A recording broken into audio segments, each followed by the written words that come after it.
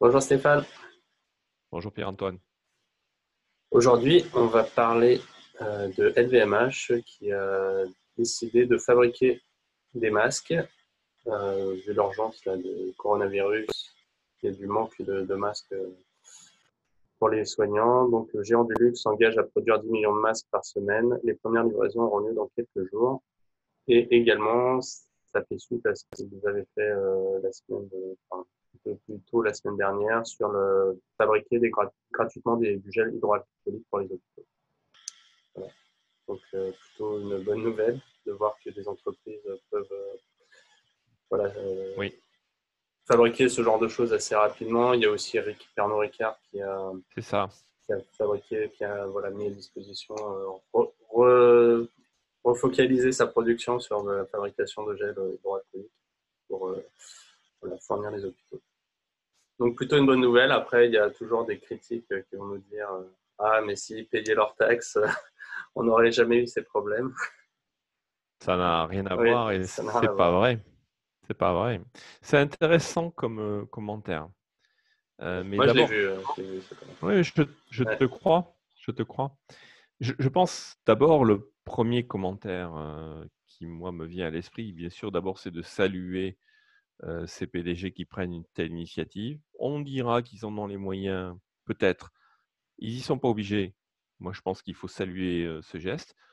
On remarquera que LVMH était aussi celui ou ceux, peu importe, à l'époque de Notre-Dame. Ils ont Ouais. aussi donné de l'argent. Donc, quand même, LVMH, on peut toujours penser ce qu'on veut d'LVMH, mais je trouve que ça reste dans les faits une entreprise qui fait preuve d'une certaine générosité. Et pour voilà, l'entreprise de l'homme le plus riche de France, voire du monde, je pense que c'est quand même une belle tarte à la crème envers les gens de gauche qui critiquent les méchants capitalistes.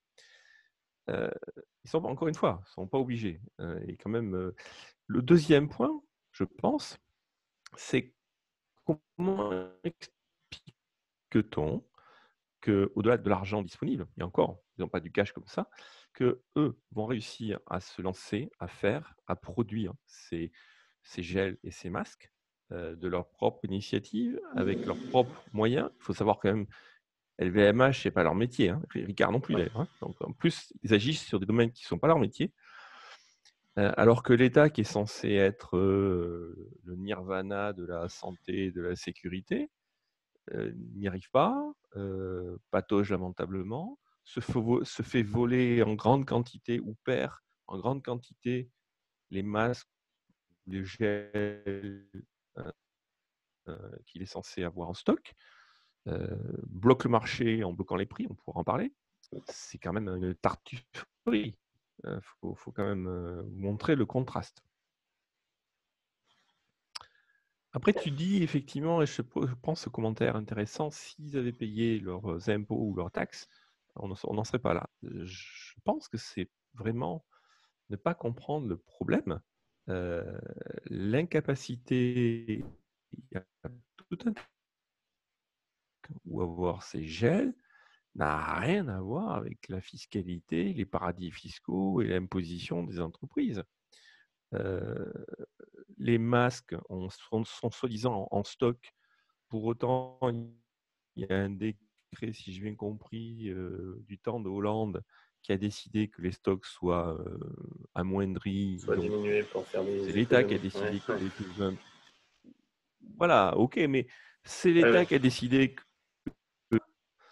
bon, sur les gels, c'est Bruno Le Maire qui a créé la pénurie en bloquant les prix du gel au moment où, bien sûr, il y avait une demande. Ce qui fait que les stocks sont partis aussitôt et plus personne n'en a produit puisque c'était pas rentable, euh, ou plutôt c'était plus rentable de vendre au marché noir que de vendre sur Ouais. les produits normaux. Ça n'a Les causes de l'inefficacité de l'État n'ont rien à voir avec un problème de fiscalité. Au contraire, on pourrait dire l'inverse. S'ils avaient payé leurs impôts, ils n'auraient pas les moyens, LMH, hein, ou Ricard, ils avaient payé leurs impôts, ils n'auraient peut-être pas les moyens de faire ce qu'ils sont en train de faire aujourd'hui. Surtout qu'on peut pas dire, enfin, on peut pas dire qu'ils ne les aient pas payés. S'ils ne les avaient pas payés, je pense qu'ils En auraient déjà eu plus, un redressement fiscal. Donc peut-être qu'ils font en plus, l'optimisation, mais en tout cas, ils ont payé ce à quoi ils étaient obligés. En Donc, plus, tu as totalement raison. Tu as raison.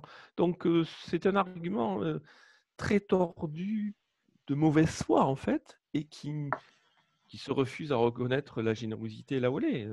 La générosité n'est pas un fait de l'État. La solidarité n'est pas un fait de l'État.